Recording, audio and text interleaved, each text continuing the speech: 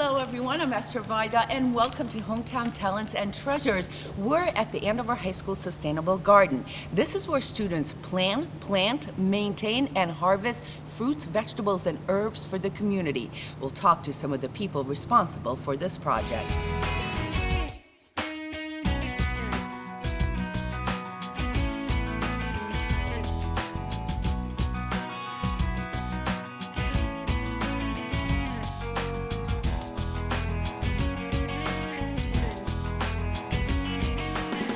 Joining me is Melanie Cutler, a biology teacher here at Andover High School, one of the people responsible for this project. Melanie, how did this get started? So it was about 5 years ago when we started the planning stages. I was teaching environmental science classes at the time, and the students learned about sustainable agriculture and all the different issues with growing food in the course, and I wanted them to have a kind of a learning lab where they could apply the skills they were learning in the classroom to the real world experience.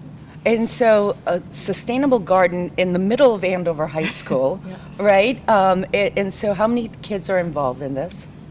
In the past, it was as much as 500 a year, and then when the environmental science classes got cut this past year, it's been about 50 to 100 students in different classes working on the garden. Yeah. What do you hope students get out of this?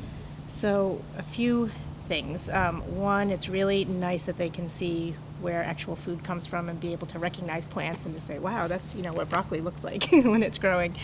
And two, to see what's involved in kind of planning and planting and raising food and how easy it can be, once you know what you're doing. And three, all the benefits of growing food locally, and even within our small high school community, we're able to raise some food here, and then it's used in the cafeteria for school lunches. So the kids get a reward from being able to actually eat what they've been growing, which is nice. And this year you've also donated to Neighbors in Need, which is a nonprofit in Lawrence. Yes, so we're happy to be able to take any excess produce that's not used in the cafeteria or over the summer when school's not in session. We've been able to donate the produce to Neighbors in Need, which is great. Why is a project like this especially important in today's world?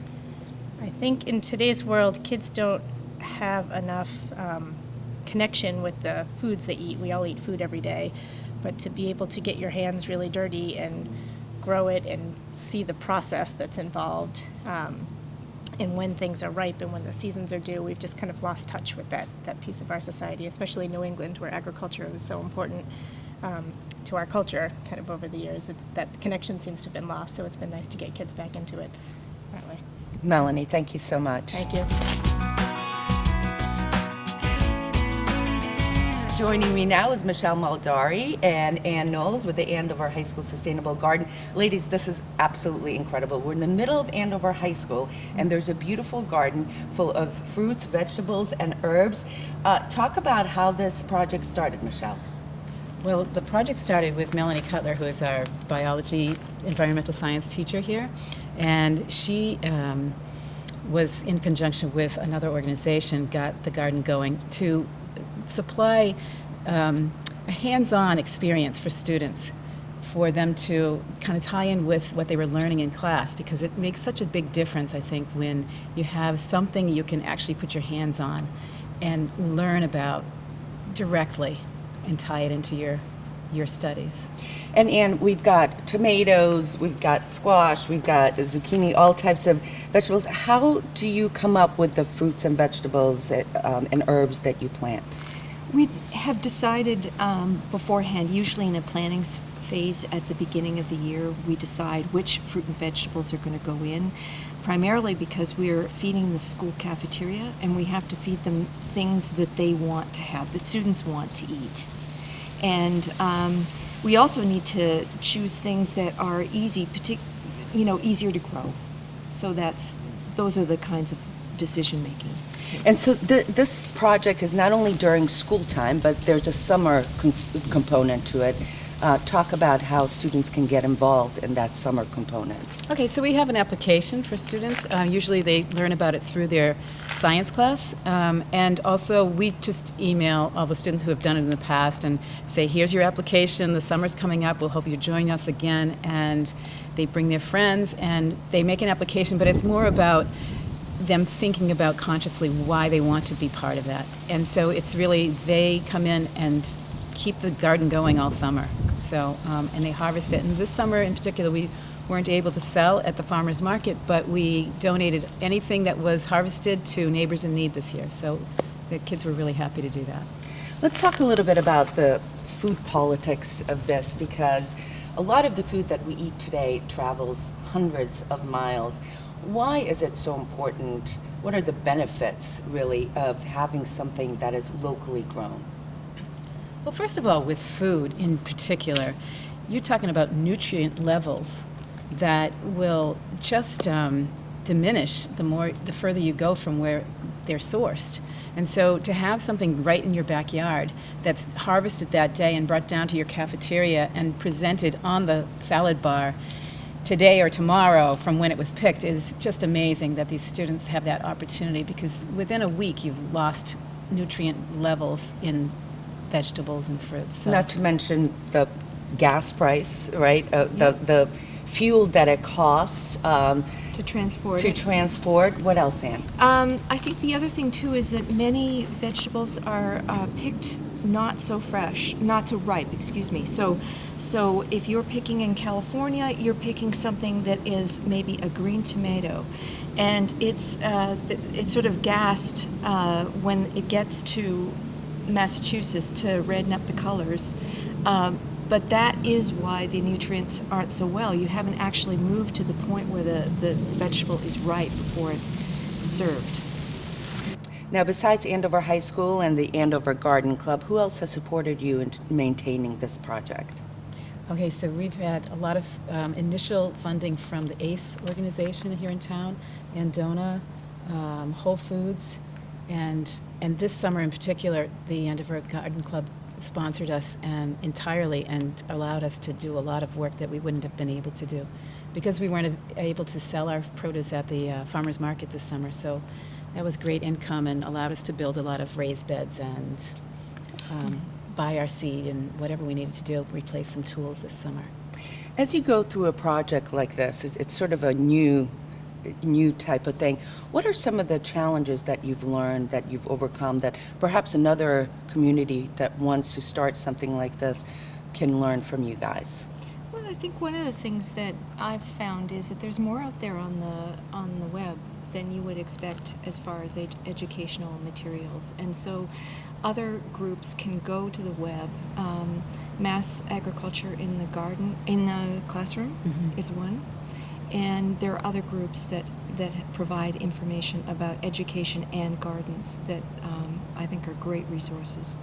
But specifically, Anne, you mentioned that you were having some kind of problem with the tomato plants. Yes, and I have a student with me who is researching that problem.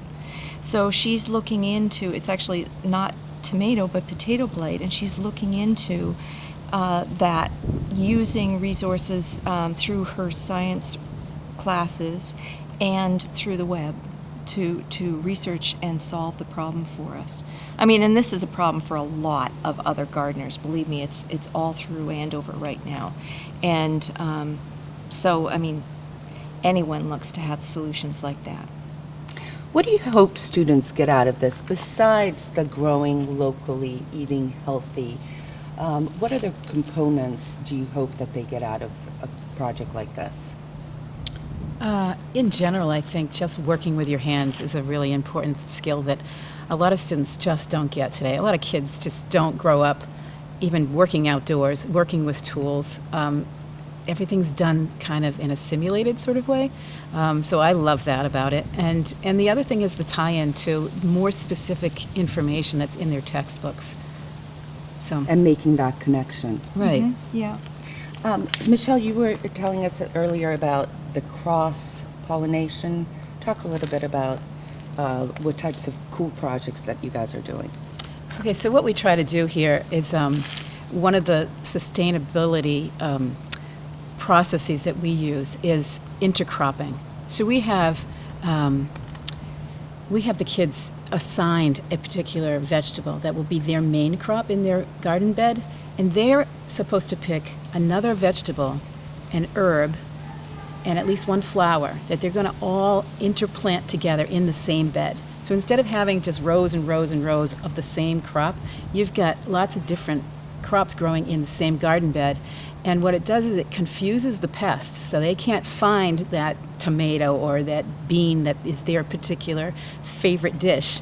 And you've got flowers that are confusing them because of the smells. You've got flowers also that are attracting beneficial insects that will pollinate the rest of the crops because they've just drawn to the flowers and likewise to the smaller flowers that are on the vegetable crops. So in this way, I think the students are learning, oh, this is a more sustainable way of growing things. You don't need to use so many pesticides. You don't need to use so many herbicides that will kill weeds because you've got the whole bed covered. Very cool.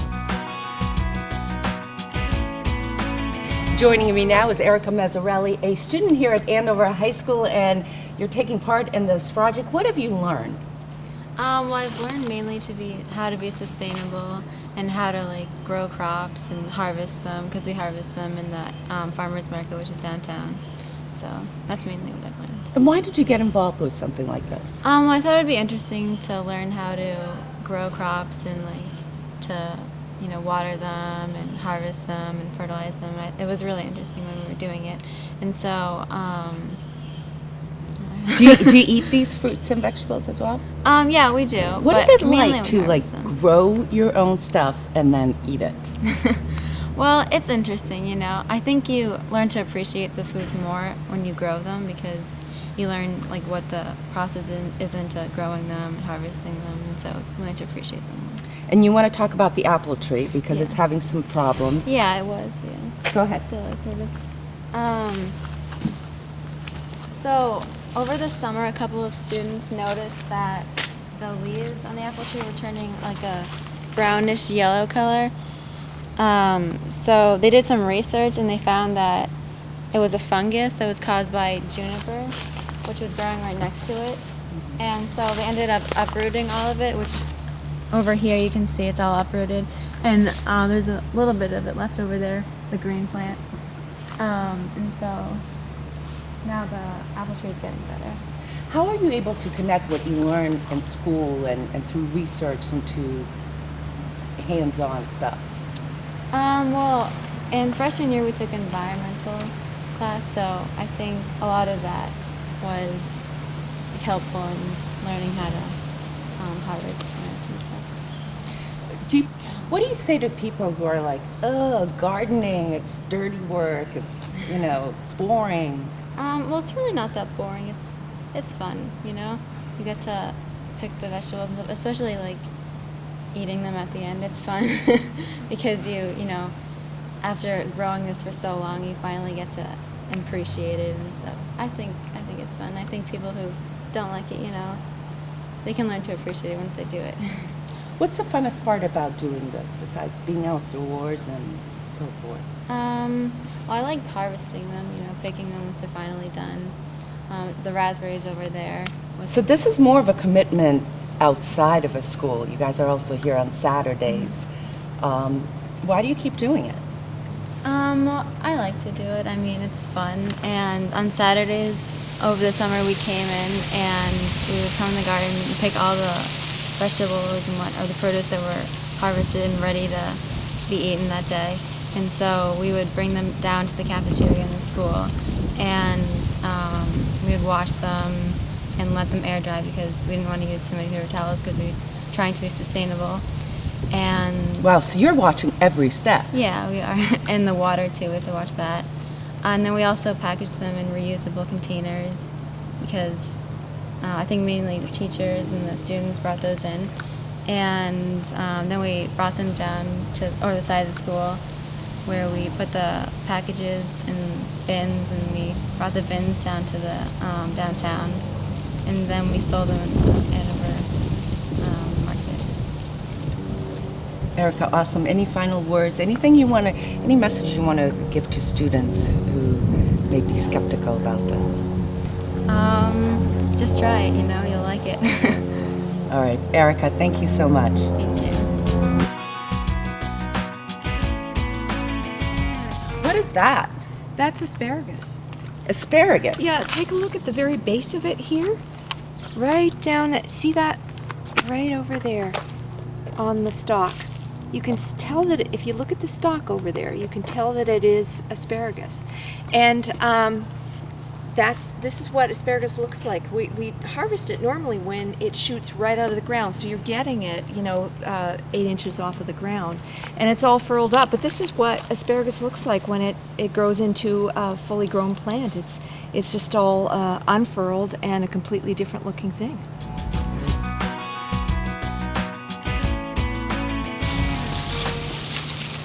One of the things I think they learn to appreciate is that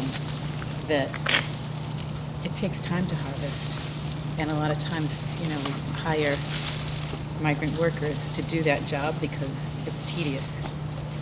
When you talk about sustainability and growing locally. So you guys volunteered your time to do this. Why did you get involved with something like this, Michelle? Well, my son was in Mrs. Cutler's class when he was a freshman here at the high school, and she posted a notice looking for gardeners to start the garden with her because she wasn't a gardener, but she saw the need for connecting a garden with what she was teaching in the classroom, and I thought that was the greatest thing. So she and I had a conversation one night, and that's how I got involved, and I just loved it from the start with just getting, you get 20 minutes, you get 25 kids, and you got to figure out how to keep them all busy getting this place ready for growing things, and it was so exciting. What do you get out of it?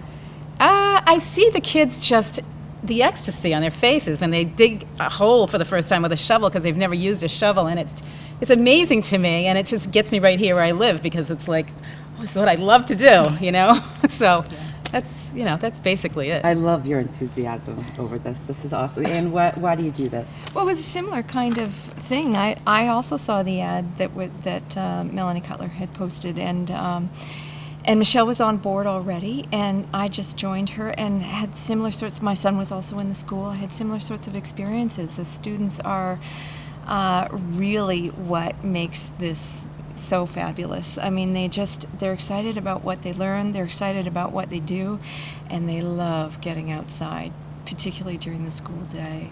And so it's just like a big break for them, and so we get a whole bunch of excited kids all at one time, and that's great. Anne and Michelle, thank you so much. Thank you for having us. Thanks Yes. for being here and showing off our space that we love to be at. Yes, thank you. That's our show for today. If you know of someone or even an organization you think should be profiled on Hometown Talents and Treasures, email me at esternvoida@gmail.com. Remember, it can be anyone. The important thing is that they selflessly donate their talent and time to help others. See you next time.